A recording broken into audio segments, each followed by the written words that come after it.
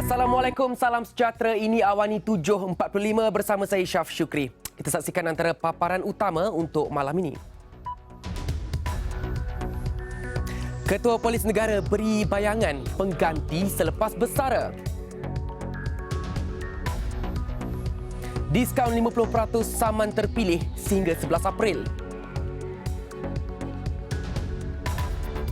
Juga SPR jangka undi 18 selepas 1 September tahun depan.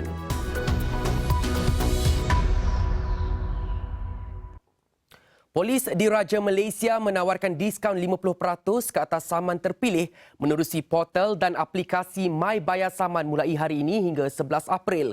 Ketua Polis Negara Tan Sri Abdul Hamid Badur berkata, portal dan aplikasi My Bayar Saman itu memudahkan orang ramai untuk melunaskan kompaun saman trafik secara dalam talian. Saya berharap kewujudan My Bayar Saman akan mengurangkan kebergantungan JSPT kepada ejen kutipan swasta serta meningkatkan lagi kecekapan sistem penyampaian perkhidmatan JSPT kepada orang ramai. Seterusnya, memenuhi ekspektasi pengguna. Tambahan lagi, pengguna boleh membayar saman tanpa had masa dan sempadan, selain tidak dikenakan sebarang caj perkhidmatan. Bagaimanapun katanya, tawaran diskaun itu tidak terpakai untuk kesalahan utama trafik seperti melanggar lampu isyarat merah, memandu melebihi had laju ditetapkan, memotong garisan berkembar, menggunakan telefon semasa memandu dan memandu di lorong kecemasan. Bagi menggunakan perkhidmatan dalam talian My Bayar Saman, orang ramai boleh melayari portal rasmi mybayar.rmp.gov.my atau memuat turun aplikasi melalui Google Play Store dan App Store. Ketua Polis Negara Tan Sri Abdul Hamid Badur berkata, beliau tidak akan membuat laporan kepada Suruhanjaya Pencegahan Rasuah Malaysia SPRM berhubung isu kewujudan kartel dalam Polis Diraja Malaysia PDRM. Beliau yakin perkara berkenaan masih dalam kawalan. Saya dah jelaskan bahawa keadaan itu di bawah kawalan saya. It is under control, under control.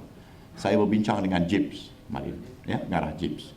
InsyaAllah ada tindakan akan diambil lah. Tidak sampai ke situ. Saya dah jelaskan, tidak sampai kepada hingga nak dibawa penubuhan RCI, nak dibawa kepada SPP, tak perlu.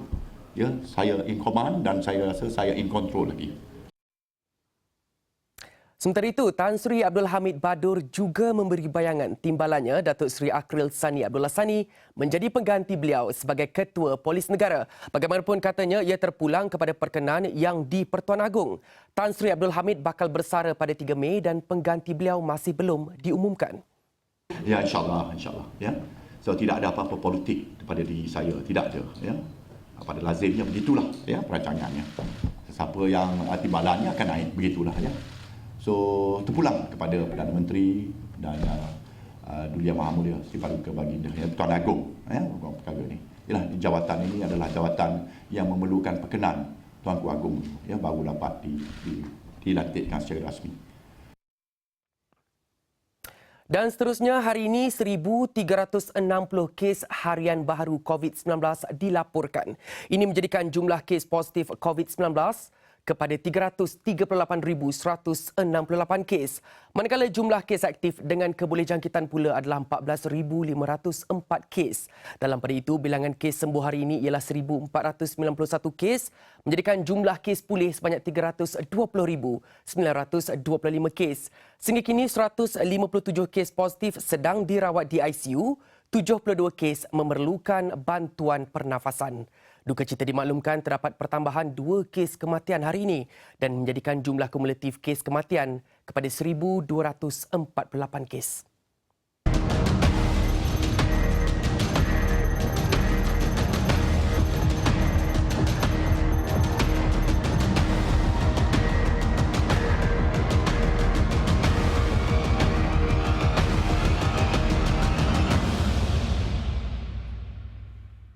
Mahkamah Tinggi Kuala Lumpur menetapkan 1 Oktober untuk perbicaraan kes saman Datuk Seri Ismail Sabri Yaakob terhadap bekas Ketua Wanita Parti Bersatu Anina Saaduddin atas dakwaan menyiarkan perkataan fitnah menerusi Facebook miliknya. Hakim Datuk Seri Muhammad Firuz Jafril menetapkan tarikh itu ketika kes ditetapkan untuk pengurusan dengan dihadiri Anina dan Peguam K. Ragunat mewakili Ismail Sabri. Terdahulu, pada prosiding itu, Anina 46 tahun memaklumkan mahkamah beliau selesai memfailkan pembelaan. Anina juga memberitahu mahkamah beliau ingin membela diri dan akan meneruskan kes tanpa diwakili peguam. Belah Jasmine, SPR menjangkakan pendaftaran pemilih automatik dan undi 18 dilaksanakan selepas 1 September tahun depan. Jasmine. Baiklah Syaf, sebelum ini ahli politik mengasak SPR berhubung undi 18 dan selepas pengumuman ini masih adakah yang tidak berpuas hati terutamanya jika pilihan raya umum diadakan tahun ini? Persoalannya dan laporannya akan saya kongsikan jam 8 malam nanti. Baiklah, terima kasih Jasmine dan laporan itu akan dibawakan Jasmine seperti Jasmine sebut sebentar tadi.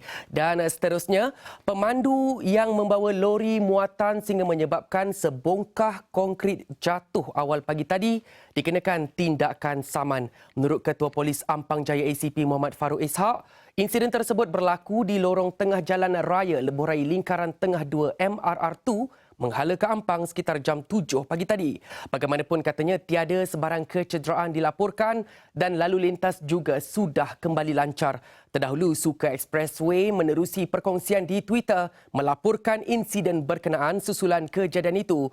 Lorong tengah di jalan berkenaan terpaksa ditutup beberapa waktu sehingga kerja mengalihkan bongkah konkrit selesai. Kerja-kerja pengalihan turut menyebabkan keadaan lalu lintas sesak.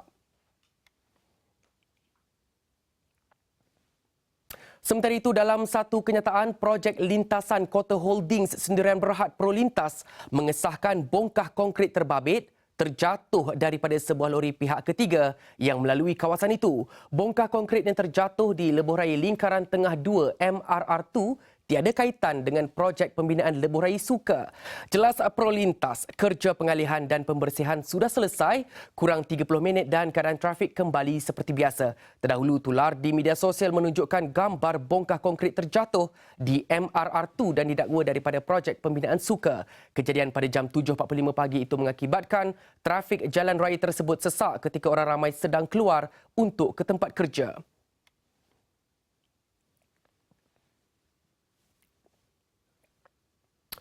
Polis Sarawak akan mengisytiharkan kawasan Melombong Emas di Gunung Tabai di Bau sebagai kawasan zon larangan. Ia selepas tragedi mengorbankan seorang lelaki yang maut tertimbus ketika melombong emas di kawasan itu pada Selasa. Pesuruhjaya Polis Sarawak Datuk Aidi Ismail berkata pihaknya tidak akan berkompromi dengan mana-mana individu yang meneruskan aktiviti mencari emas di sana kerana sudah ramai terkorban. Ya, kita pun akan berusaha dengan pihak nama residen dan juga pejabat daerah untuk pihak mereka membuat mengisytiharkan kawasan larangan. Jadi kita boleh ambil tindakan untuk tangkap dan sebagainya jika dia masuk dalam kawasan tu supaya insiden tak berlaku lagi.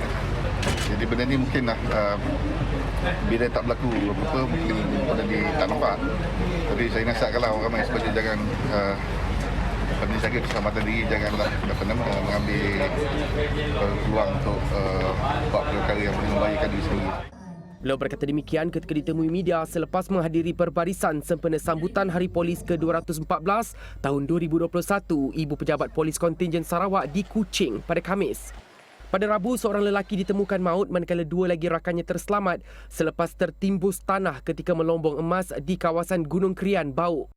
Sehingga kini operasi mengeluarkan mayat mangsa yang tertimbus masih giat dijalankan.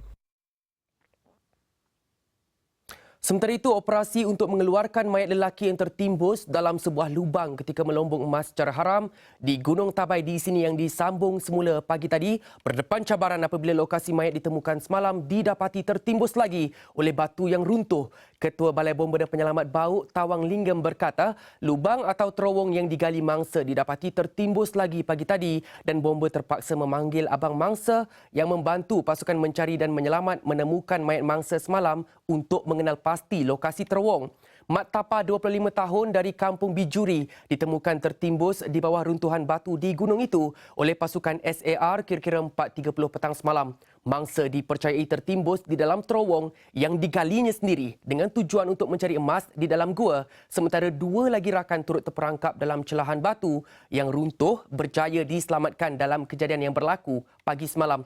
Lokasi mangsa ditemukan semula kira-kira 12.10 tengah hari tadi dan 3 anggota yang memasuki terowong berkenaan diarahkan keluar semula kerana tidak yakin dengan kestabilan tanah dan batu. Gerakan untuk mengeluarkan mayat akan dilakukan jika keadaan diyakini selamat.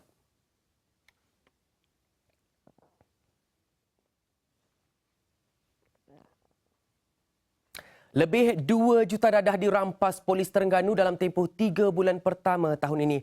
Ketua Polis Terengganu, Datuk Rosli Cik berkata, angka itu menunjukkan peningkatan berbanding tempoh sama tahun lalu yang merekodkan rampasan bernilai RM429,949. Yang paling popular di Terengganu ni P kuda lah, P Jabbar. Dia stimulan drug.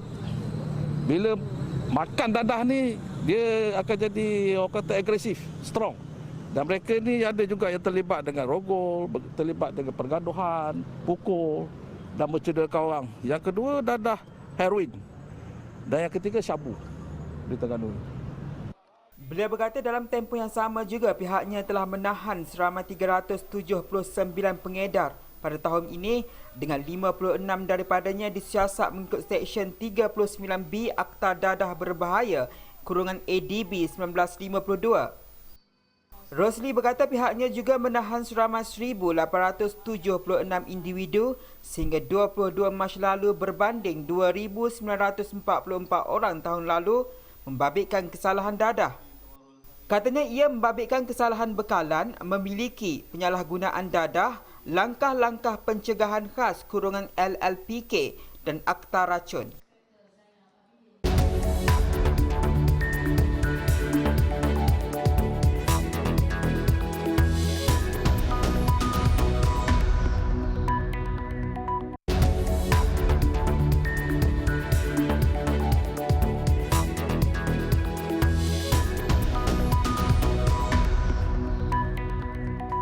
Assalamualaikum dan salam sejahtera. Saya Jasmine Abu Bakar dan ini Awani 7.45.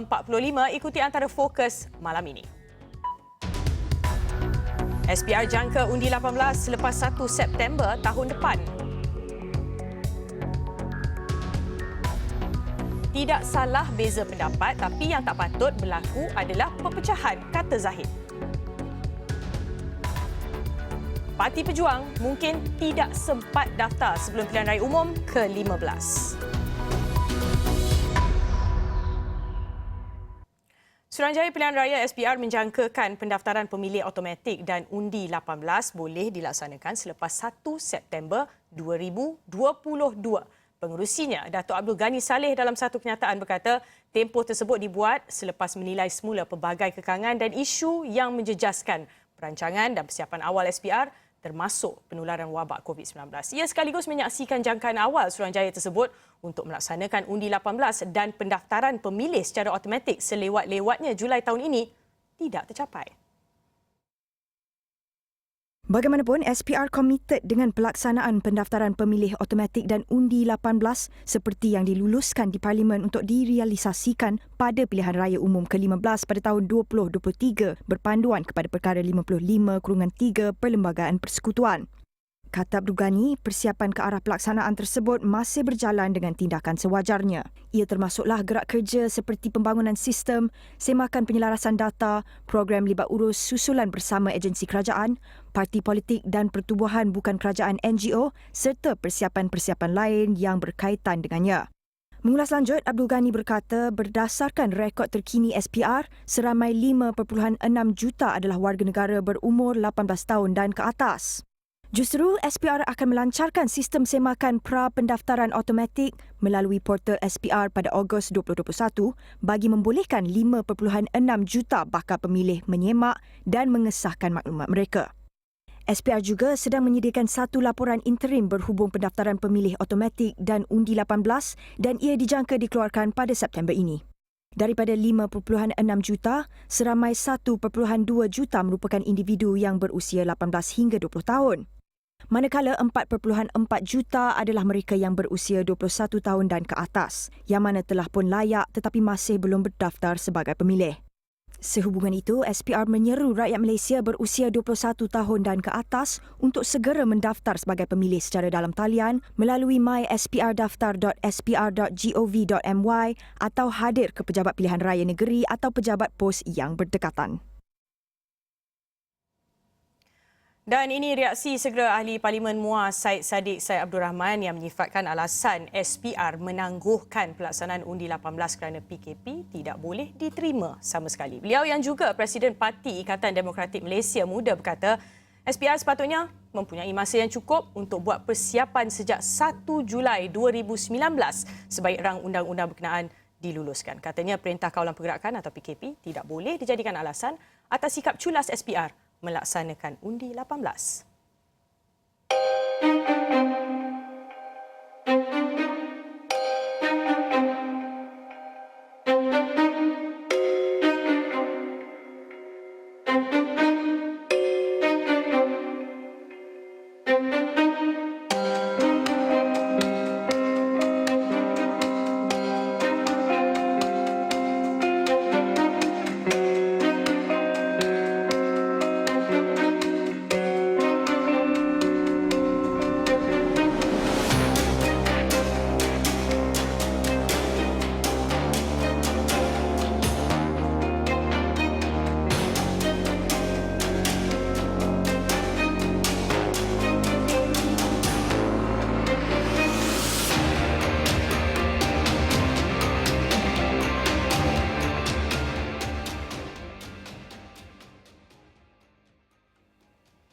Dan ini pula, ada kemungkinan Parti Pejuang Tanah Air Pejuang tidak sempat didaftarkan menjelang pilihan raya umum ke-15 PRU15 dan ini akui mengurusi interimnya sendiri Tun Dr. Mahathir Mohamad. Namun begitu, Ahli Parlimen Langkawi itu berpandangan pejuang masih boleh menentukan gabungan mana yang bakal menerajui Putrajaya selepas keputusan pilihan raya ditentukan.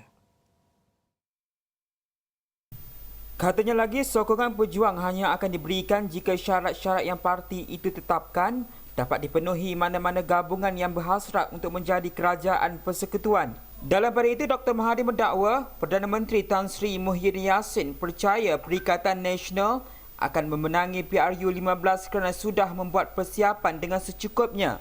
Menurut beliau lagi, keyakinan itu adalah berdasarkan faktor bendera dan spanduk sudah ditempah dan agihan kawasan antara Bersatu, PAS serta UMNO sudah dirunding. Namun Dr. Mahathir berkata Muhyiddin akan cuba memastikan parti-parti seteru tidak dapat didaftarkan seperti Pejuang dan Parti Ikatan Demokratik Malaysia Muda pimpinan Ahli Parlimen MUA Syed Saddiq Syed Abdul Rahman. Jelasnya lagi, jika Pejuang tidak berdaftar, ia mungkin terpaksa bertanding sebagai calon bebas memandangkan situasi seperti PRU 2018 ketika mereka menggunakan bendera PKR tidak mungkin akan berlaku lagi.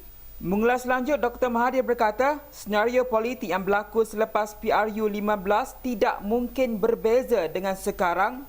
Namun apa yang pasti, ujarnya lagi, Muhyiddin tidak mungkin menjadi Perdana Menteri. Tidak salah untuk raikan perbezaan pendapat tetapi ia tidak sepatutnya menjadi punca perpecahan dalam parti. Itu kata Presiden UMNO Datuk Seri Ahmad Zahid Hamidi. Dalam catatan terbaru di Facebooknya, Ahli Parlimen Bagan Datuk itu berkata, semua pihak harus mengambil iktibar bagaimana perbalahan dalaman menyebabkan kerajaan masa lampau tumbang.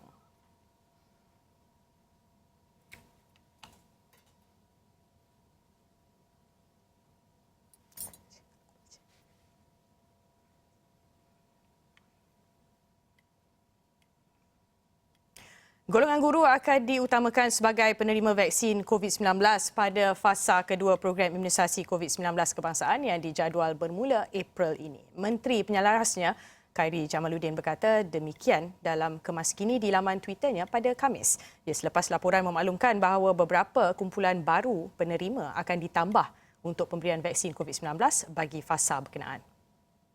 Memetik laporan Sinar Harian, kumpulan baharu itu termasuk kategori Barisan Hadapan Ekonomi dan kumpulan lain.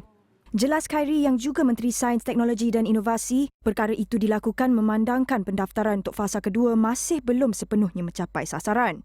Bagaimanapun, Khairy menegaskan warga emas dan golongan yang mempunyai penyakit kronik tetap berada dalam keutamaan bagi pemberian vaksin fasa kedua tersebut.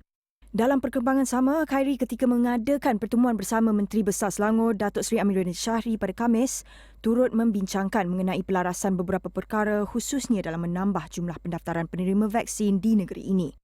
Khairi berkata kerajaan akan membuat penambahan jumlah pusat pemberian vaksin pada fasa kedua dan ketiga supaya kadar pemberian vaksin dapat dipertingkatkan. Selangor menjadi antara negeri yang merekodkan pendaftaran dan pemberian vaksin tertinggi di Malaysia bagi fasa pertama yang masih berjalan sehingga kini. Katanya sebanyak 90 pusat vaksin telah disenaraikan beroperasi di Selangor dan pihaknya sedang melakukan pelarasan berhubung perkara itu sekiranya jumlah berkenaan perlu ditambah selepas ini. Fasa kedua program imunisasi COVID-19 kebangsaan akan berlangsung mulai April hingga Ogos 2021.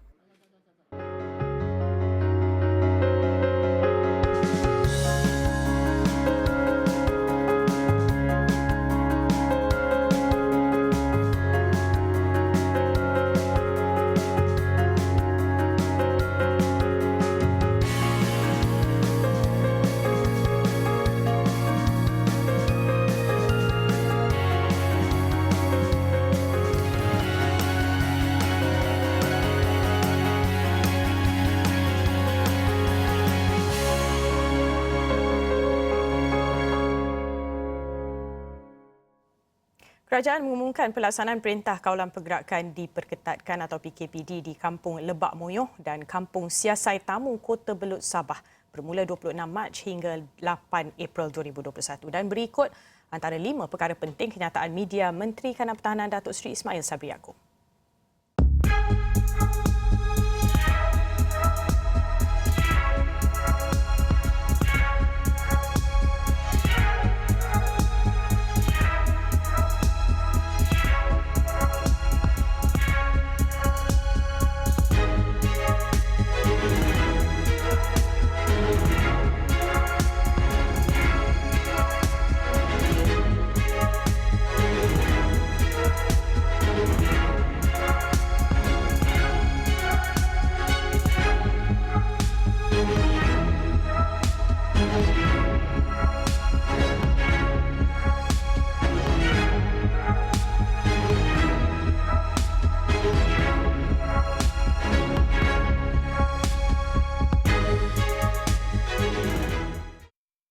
Bila dia menghantar gambar suami saya di atas katil. Poligami, manis madu atau pahit empedu. Saya tidak menentang poligami.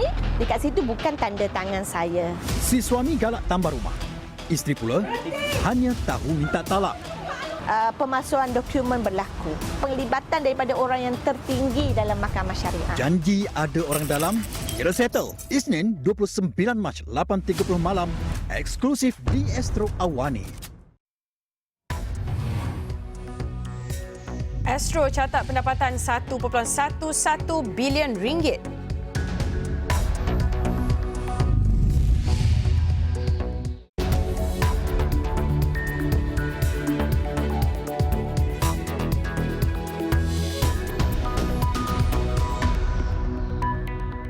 Astro Malaysia Holdings Berhad mencatatkan pendapatan sebanyak 1.11 bilion ringgit dan keuntungan selepas cukai sebanyak 168 juta ringgit bagi suku keempat tahun kewangan 2021.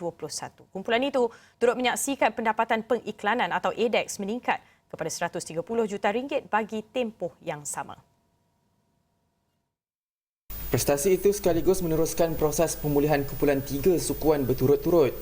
Menurut Ketua Pegawai Eksekutif Kumpulan Astro, Henry Tan, prestasi positif ini susulan penawaran pelbagai produk dan ciri baru termasuk cloud recording, play from start dan pengenalan lebih banyak saluran berdefinisi tinggi. Selain itu, prestasi Astro Go Shop yang mencatatkan pendapatan 461 juta ringgit, paras tertingginya setakat ini turut menjadi pemangkin utama. Bergerak ke hadapan katanya, Astro akan kekal mengambil pendekatan berhati-hati susulan keadaan ekonomi yang dijangka masih tidak menentu walaupun vaksin COVID-19 sudah mulai diedarkan. Susulan prestasi ini, Astro mengumumkan dividen 1.5 sen sesaham bagi suku keempat tahun keuangan 2021. Ini menjadikan dividen keseluruhan untuk tahun keuangan 2021 sebanyak 8 sen sesaham, melebihi dividen 7.5 sen sesaham pada tahun keuangan 2020.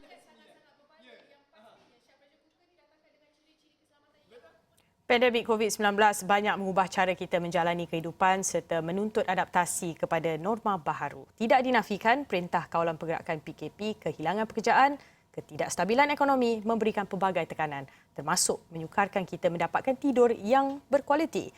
Memahami situasi itu, Kuku International Malaysia Sdn Bhd atau Kuku atau popular dengan slogan Pencipta Rumah Sihat melancarkan tilam Kuku A-Series. Dia bagi membantu lebih ramai rakyat Malaysia capai tidur yang berkualiti dan lena supaya segar serta aktif pada keesokan hari.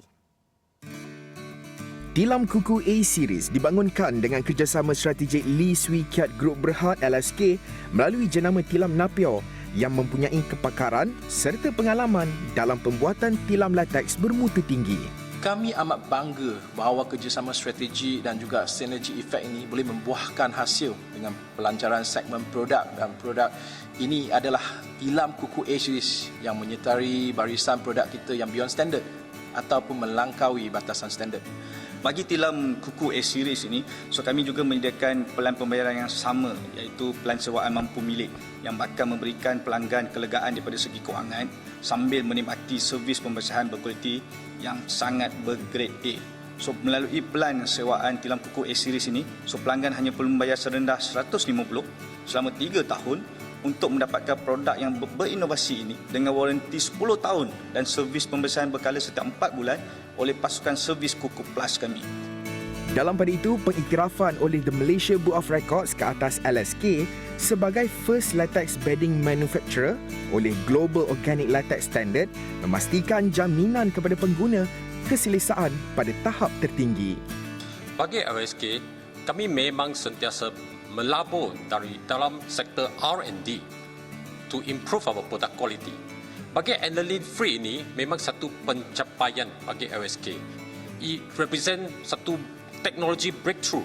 Selain dari product quality, Kuku Napio akan kasih satu periodic service pembersihan bagi sepanjang 3 tahun ini untuk memastikan konsumer dapat menikmati tilam dalam yang tip-top condition. Kuku menyasarkan tilam tersebut menyumbang lebih 60 juta ringgit jualan pada tahun ini dan berharap membantu lebih dari 160,000 rakyat Malaysia memiliki tidur lebih sihat dalam tempoh 3 tahun. Mereka yang berminat boleh dapatkannya melalui ejen Kuku sah, kunjungi brand store dan brand kios atau layari laman web tertera.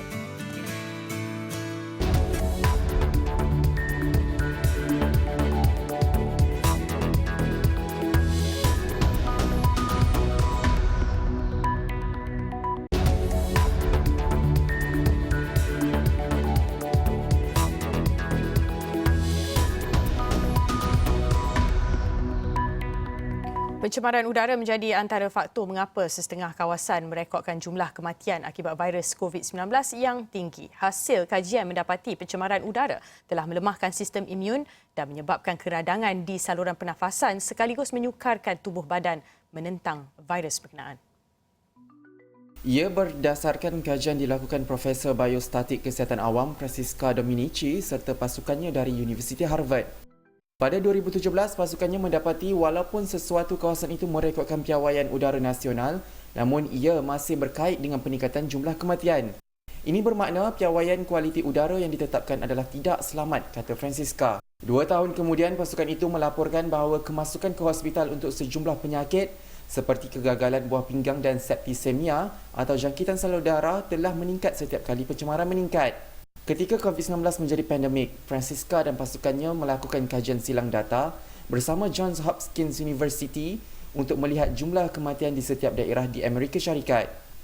Malah katanya kadar kematian dilihat meningkat di kawasan yang merekodkan bacaan melebihi PM2.5, iaitu kawasan yang berpuluh tahun terdedah dengan pencemaran udara. Di peringkat global, pasukan itu mendapati negara yang merekodkan pencemaran udara sederhana menyumbang kepada 15% kes kematian COVID-19. Sementara negara yang mengalami pencemaran udara yang serius, terutama di Asia Timur, menyumbang kepada 27% kes kematian COVID-19. Pasar malam terkenal di Kashgar yang terletak di wilayah otonomi Uyghur Xinjiang kembali dipenuhi pengunjung selepas COVID-19 berjaya dikawal. Menurut salah seorang peniaga, Pasar yang terkenal dengan keistimewaan juadah berasaskan kambing itu kembali aktif sejak dibuka semula November lalu. Seorang pelancong Li Jianjing dari Shenyang di wilayah Liaoning berkata dia singgah di pasar malam itu untuk menikmati keenakan sate kambing. Menurut Chai Pengchong dari Shenzhen berkata ini kali kedua dia mengunjungi pasar malam itu selepas kali pertama pada 2017. Seperti sebelum ini, matlamatnya adalah untuk menikmati organ dalaman kambing yang menyelerakan kerana rasanya jauh berbeza dengan apa yang ada di kampung halamannya. Selain dipenuhi pengunjung dari serata China, pasar malam itu turut dipenuhi penduduk tempatan. Rata-rata mereka mahu menikmati kelazatan makanan tempatan serta merasai buah-buahan segar seperti anggur dan tembikai hami. Biarpun wabak sudah terkawal, namun Xinjiang tetap mencatatkan beberapa kes import. Justru penjual dan pengunjung pasar malam berkenaan terus digesa mematuhi arahan pemakaian pelitup muka. Expo Peralatan Elektrik dan Elektronik Dunia 2021 yang berlangsung di Shanghai menyajikan pelbagai peralatan rumah dengan teknologi terkini kepada pengunjung. Antara produk tumpuan adalah peti sejuk pintar keluaran syarikat Cina iaitu Haier yang mampu beroperasi secara automatik mengikut arahan suara dan seterusnya memasak di dalam ketuha yang tersambung. Selain itu, sistem pengalih udara dapur Haier yang beroperasi secara optimum mengikut kaedah memasak sama ada menggoreng atau merebus turut mencuri perhatian pengunjung. Ketua Pegawai Kepenggunaan Haier, Li Huagang berkata, semua proses pintar itu adalah hasil pemasangan chip pintar di dalamnya. Pada masa kini, pelbagai syarikat peralatan elektrik rumah sedang berusaha memperluaskan pasarannya kepada pengguna muda. TCL Gergasi Elektronik China pada Rabu mengumumkan kerjasama strategik dengan pasukan e-sukan terkenal EDG. Naib Presiden TCL Teknologi Yuki Wei berkata, langkah itu diambil kerana golongan muda bakal menjadi pengguna terbesar produk berteknologi tinggi. Tambahnya permintaan penggunaan TV projektor TV untuk menonton kejohanan e-sukan turut meningkat dan pihaknya juga menaik taraf produk untuk memenuhi trend berkenaan. Pada awal tahun 2020, Kerajaan China mengeluarkan garis panduan had umur peralatan elektrik rumah yang meliputi 8 jenis produk termasuk peti sejuk, penghawa dingin dan pemanas elektrik. Ia menjadi pemangkin pengeluaran dan penjualan peralatan elektrik rumah pintar dengan jumlah pembelian meningkat 15% kepada 84.2% berbanding tahun sebelumnya. AWE adalah salah satu daripada 3 pameran utama peralatan elektrik rumah dan elektronik di dunia dan tahun ini ia menjadi pameran tunggal dianjurkan sejak COVID-19 melanda. Laporan itu mengakhiri Awani 7.45. Pastikan anda terus bersama Astro Awani. Saya Jasmine Abu Bakar. Kita jumpa lagi. Assalamualaikum.